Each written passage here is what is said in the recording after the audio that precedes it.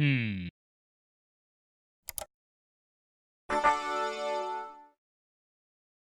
Hello and welcome back to Excel at Excel. My name is Bruce Gates, and in this episode we're going to be looking at some formulas. Now we have taken a cursory look at formulas in a previous episode, but I thought we would dive just a little bit deeper in this episode.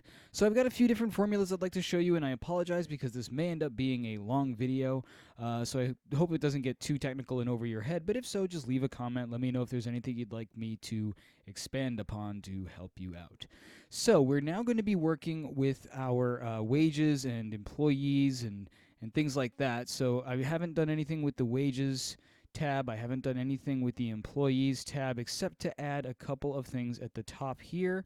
I just inserted some rows and put these titles in. Feel free to copy to, follow along with this. There's nothing in any of these cells yet, however. There's just these 6 titles for now. And I haven't added any other data here, and I've added this form down here, a salary report form, which says it's a form, but it's really not. It's just another spreadsheet. There's no data in these cells here, nothing up my sleeves, nothing in my hat. There's just these titles here, waiting for us to do something with them. Now, I figured I would use this because it's sort of closest to a real-world application for these formulas that I'd like to go over with you. But first, we're going to stretch our brains a little bit with some easier stuff. So if I go down to the Employees tab, we're going to start making some heads and tails of this business. So the first thing we want to look at is actually the bottom one here, the total salary. So let's say that you are in charge of this company and you do have someone in your employ that you do not want to have access to anything other than these pieces of data here. But let's say that you want to collect some other information before you set it up for the person who you're going to have working on this with you. Let's say you want to know for, expenses reasons, what the total salaries are of everybody that you've hired. This is very easy. We've actually done something just like this in a previous tutorial, but I figured we'd go over it again, and that is sum.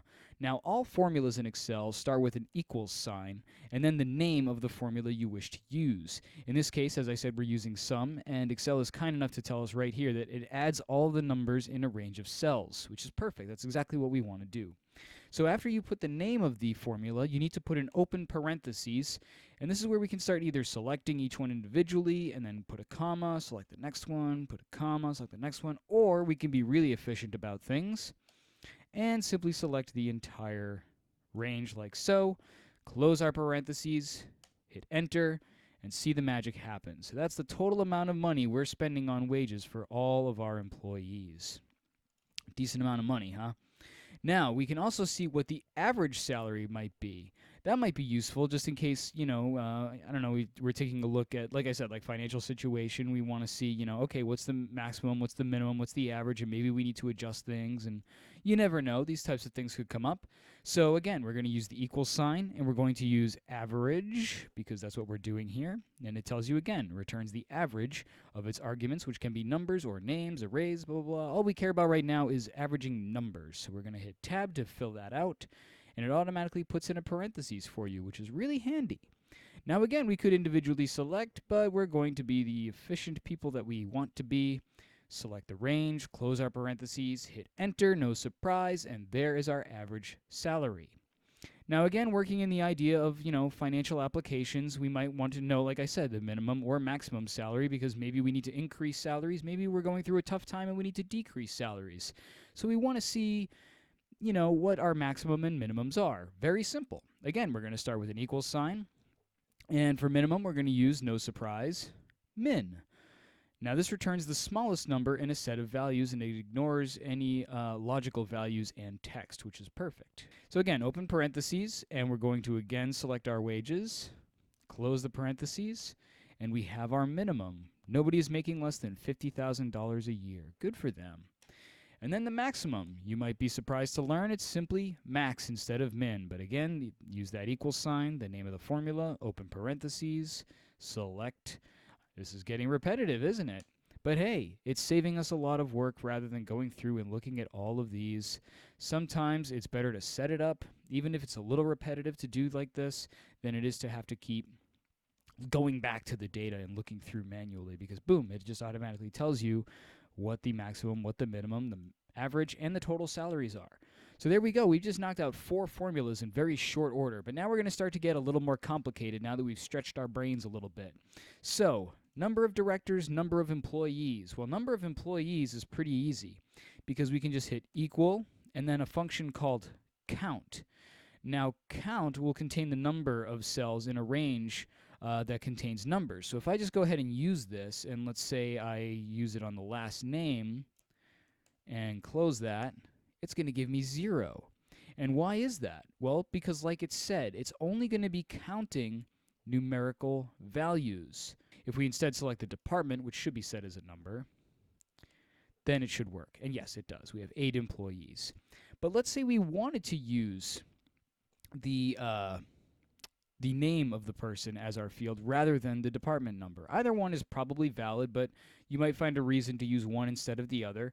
So what if I wanted to count by name and not by the employee ID? Well, there's a separate function that's similar to count called COUNTA, which basically stands for count all, and it counts the number of cells in a range that are not empty. So if I use this now with my open parentheses and I select my names, and I'm even going to go down a little bit too far, down to this 21 here to show you, because there are 1, 2, 3, 4, 5 empty cells, right? So if I close this and hit enter, it's still going to report 8, and it will continue to report 8 unless I fill in some other things like, Josh Brolin or something like that. Now it'll update up here to 9, but we're not going to include Josh Brolin much as we might like him. So just remember, count A is for text and for things that aren't numbers. Strictly using count will only allow you to use numbers. All right, so the next thing I'd like to look at is this number of directors. Now, in this case, what we're going to do is use something called COUNTIF, which is getting a little more fancy still. So if we use equals COUNTIF, it tells you that it counts the number of cells within a range that meet a given criteria. Now, we put our open parentheses and we select our range. So we're going to go ahead and select the department column, and we only want to match directors, which are all in department 1. So we're going to put 1 as our criteria, close the parentheses, and now we have just the directors. So that is this table now filled out in its entirety. So you as the manager can now go ahead and do what you need to do with this information. But let's say you want to have someone else be able to report on salaries, but again, you only want to be able to have them look at certain employees, only the ones that are in department number 3, okay? So that's why I set up this form as a layer of protection, so to speak. Now, actually, there's another thing that I'd like to show you too, which is called data validation, which is another way to keep things kind of neat and clean in your spreadsheets. Because let's say we don't want this person to just be entering random names like me into this because it will give us bad information. So how can we prevent that? Well, if we go to data validation, which is this thing here, you could also just search for it like so, data validation, and it'll pop up. But it is that little button right there. Now in the settings tab, you want to change from any value to a list of values. You can see there's a lot of things you can change here, like any value, whole number, decimal, list, blah, blah, blah. We're going to choose a list because we're going to select a list of names.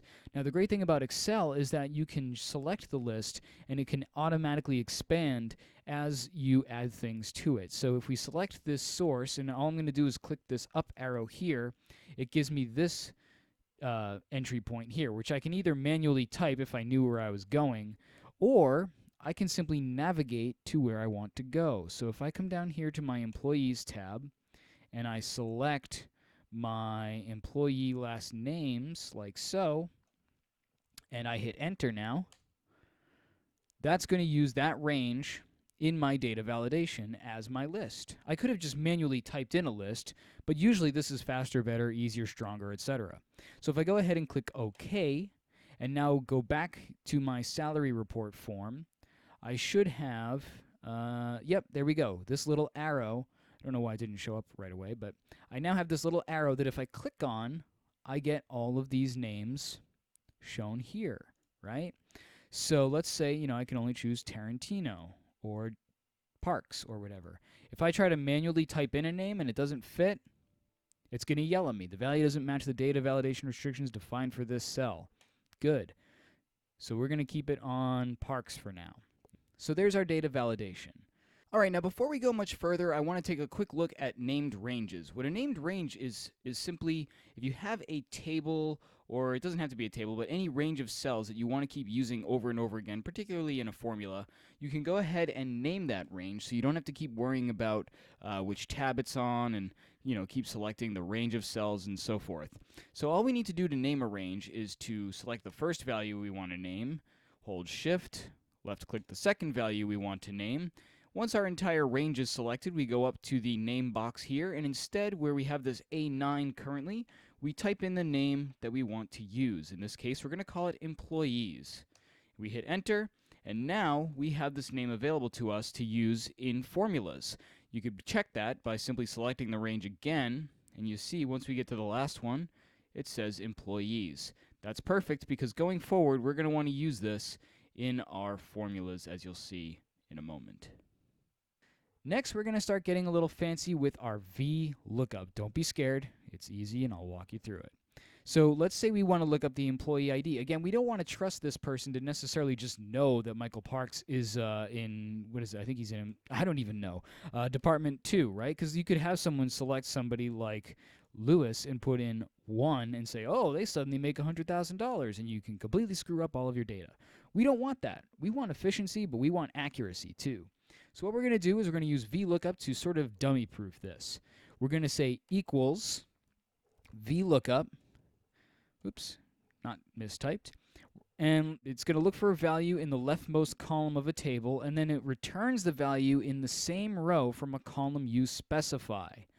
Okay, so now we're going to open parentheses, and we're going to say, what are we going to look up? That's the first point. What do we look up?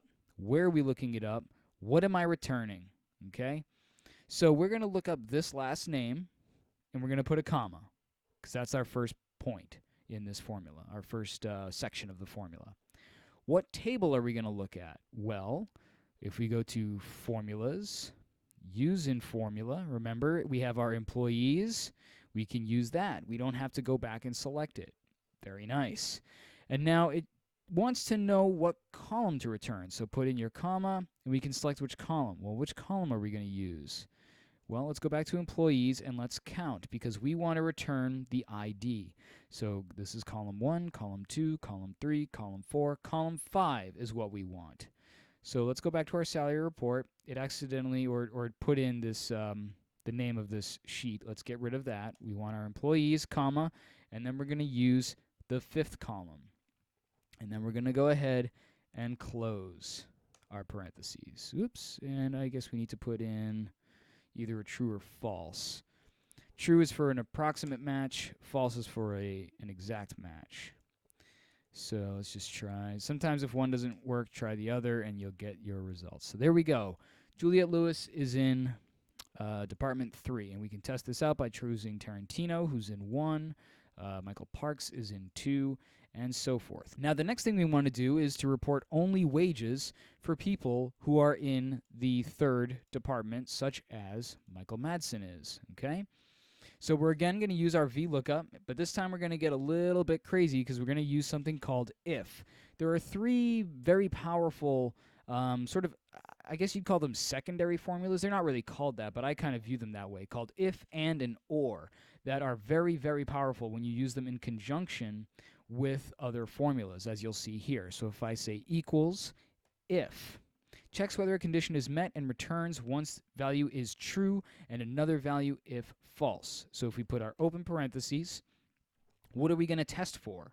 We want to test to see if this value is equal to 3. And if it is, that's our test. What's the value going to be if it's true? And what's the value going to be if it's false? So now we put our comma to get to our next section of the formula. And the value we want it to be if it's true is to VLOOKUP. You don't have to put the equal sign when it's when it's nested within the formula like this. And we're going to put in open parentheses. And just like the VLOOKUP before, we're going to choose the name like so, because that's what we want to look up in the table. And then we're going to select the range, which again is our employees. Now you can actually just start typing it, and it will find the named range that you might want to use. So I can hit Tab to fill that in. And then what column do we want to use? Well, it was the final column, which is right next to that department ID. I don't really want to go back over there because it'll kind of mess with this formula, and I kind of want to make this as clear as possible. I just happen to know it's column 6. So we're going to put that, and we're going to put false because we want an exact match. And then we're going to say that's our VLOOKUP, so we can close that section. That's our value if it's true. So look for this ID, and if it's 3, then go ahead and look up this name in this table, give me column 6, and make it an exact match. That's what I want you to report if it's true. If this is not 3, then we're going to put a comma, and this is what we want to return instead. We're going to return some text that says access denied. So we got to put a double quote in there, otherwise it won't work. You need to put quotes if you're going to put in a text like this, and then close the quotes, close the parentheses, hit enter, and there we go. Michael Madsen makes $50,000. Now what happens if I come up here and choose Quentin Tarantino? I don't have access. He's not in the right department. I'm just going to make that a little bigger. So Tarantino is not in Department 3. Let's see Michael Parks. He's in Department 2. Can I see him? No, I can't. But I can see Michael Madsen, and I can see Juliette Lewis. I hope you got something out of this. I apologize if it was too long or too in-depth. Please leave any comments. If you would like to have me touch on anything more in-depth, or if you would have any feedback of any kind, I would certainly appreciate it. If you're liking what you're getting out of this, if you're getting anything out of this, please hit that like button. And if you would like to see more things like this, please go ahead and hit that subscribe button. I sincerely appreciate it. Thank you for tuning in, and I will see you next time on Excel at Excel. Take care.